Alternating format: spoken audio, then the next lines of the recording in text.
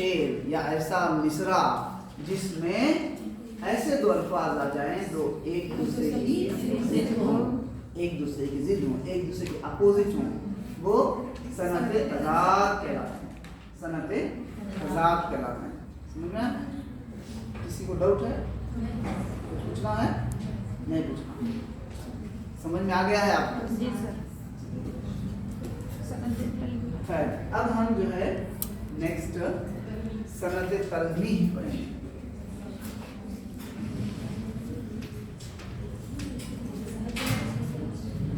تلویح، صنعت تلویح، ایک ہی صف میں کھڑے ہو گئے محمود و ایاز، نہ کوئی بندہ رہا نہ کوئی بندہ نواز۔ یہ شعر آج بھی ہو جو ابراہیم سا ایما پیدا، آگ کر سکتی ہے انداز گلستہ پیدا۔ یہ شعر یہ مکتب کی کرامت تھی کہ یہ فیضان کرم تھا کہ مکتب کی کرامت سکھائے کس نے اسماعیل کو آداب فضل۔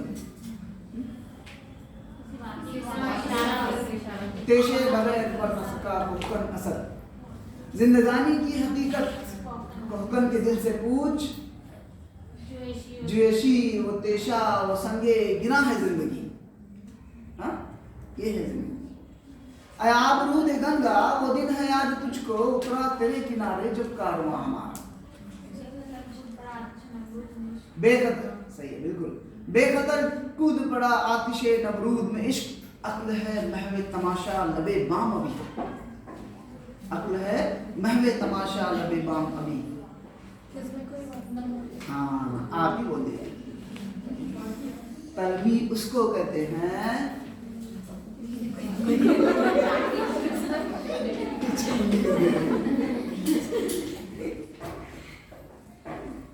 کسی مصرے میں، کسی شعر میں یا کسی جملے میں پرانے دور کا واقعہ یا کسی خاص شخصیت کی طرف اشارہ کیا جائے تو وہ تلویح کہلاتی ہے۔ کسی خاص شخصیت کا ذکر اس میں آئے یا واقعے کی طرف اشارہ کیا جائے تو وہ تلویح کہلاتی ہے۔ آج بھی ہو جو ابراہیم کا ایما پیدا، آگ کر سکتی ہے انداز گلستہ پیدا۔ اس میں کسی واقعے کا ذکر ہے، کون سے واقعے کا ذکر ہے؟ ابراہیم علیہ السلام کے واقعے کا ذکر ہے تو وہ تلویح ہے۔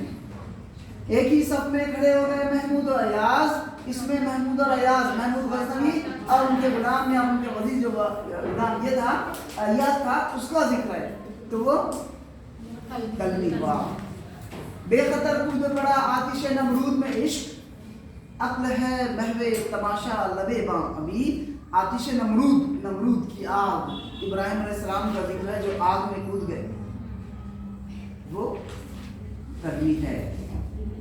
زندگانی کی حقیقت کوہکن کے دل سے پوچھ، کوہکن، کوہکن کہتے ہیں پہاڑ، چونکہ کوہ کا مطلب پہاڑ، لیکن کوہکن نام جو ہے فرہاد کو کہتے ہیں۔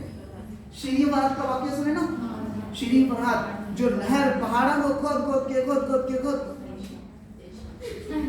وہ نہر کھود کے لایا تھا ہمیں، وہ نہر پہاڑ کھود کر لایا تھا تو اسے کوہکن کہا جاتا ہے۔ یہ شعر ہم نے اس میں اعلیٰ پڑھتے وقت پڑھا ہے، اس میں اعلیٰ پڑھتے وقت پڑھا ہے کوہکن، زندگانی کی حقیقت کوہکن کے دل سے پوچھ، کوہکن سے یعنی فرہاد، شیریں فرہاد کو واقعہ ہے اس میں ذکر ہے۔ ہاں اور بازار سے لے آئے گر ٹوٹ گیا، یہ آپ کو واقعہ معلوم ہونا چاہیے۔ اور بازار سے لے آئے گر ٹوٹ گیا، جام جمشید سے یہ میرا جام سیال اچھا ہے۔ جام بولے تو پیالہ، جمشید بولے تو ایران کا بادشاہ تھا جس کے پاس ایک پیالہ تھا جسے نجومیوں نے لکیریں وغیرہ مار کے دی تھی، اس میں وہ کچھ جو بھی پیتا تھا اس میں پیتا تھا، کیونکہ وہ نجومیوں نے کہا تھا کہ یہ تیرا بہت اہم ہے یہ پیالہ، یہ اگر ٹوٹ گیا تو تیری حکومت خراب ہو جائے گی، برباد ہو جائے گی، تو حکومت سے ہاتھ دھو بیٹھے گا۔ تو وہ جمشید بادشاہ تھا ایران کا، تو وہ اس میں پیتا تھا پیالہ، اس پیالے میں جو بھی پیتا تھا، تو یہ اس میں واقعہ ذکر ہے، اس میں اشارہ ہے ایران کے بادشاہ کا۔ اور بازار سے لے آئے گھر ٹوٹ گیا. ہمارا پیالہ کیا ہے مٹی کا جو ٹوٹا تو بازار چلے گئے پھر 10-20 روپئے دے اور لے کر آئے. اور بازار سے لے آئے گھر ٹوٹ گیا تو جا کر لے کر آئیں گے. جام جمشید سے جام زیادہ اچھا ہے. ہمارا جام جو مٹی کا جام ہے وہ اچھا ہے. کس سے؟ جمشید بادشاہ کے جام سے. وہ قیمتی ہے نا, ٹوٹ گیا تو حیران ہو جائے گا وہ. لیکن ہمارا اچھا ہے, یہ ہمارا اچھا ہے. یہ تشبیہ تلمیح ہے, اشارہ کرتا ہے.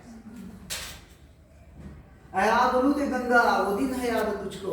اے گنگا کی کنارے, تجھے وہ دن یاد ہے جب ہمارا کارواں محمد بن قاسم سب سے پہلے ہندوستان پہ حملہ کیا تھا. تو وہ دن تجھے یاد ہے. یہ واقعہ ہمارے جو مسلمان ہیں یہ اشارہ ہوتا ہے. کیا سمجھ کے اڑ کے بیٹھے طور پہ کلیم, کوئی طور پہ لنترانی بول کے بیٹھ گئے نا, تو واقعہ ذکر ہے.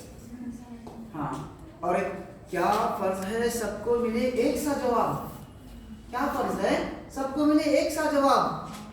کہاں ہے تنوین کا حصہ؟ کون سے لفظ میں تنوین چھپی ہے؟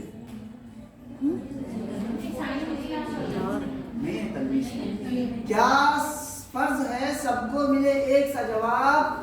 آؤ نہ ہم بھی سیر کریں کوئی دور کی, ہم بھی سیر کریں گے. چلو ہم کو بھی وہی جواب کیا ملا تھا موسیٰ علیہ السلام کو؟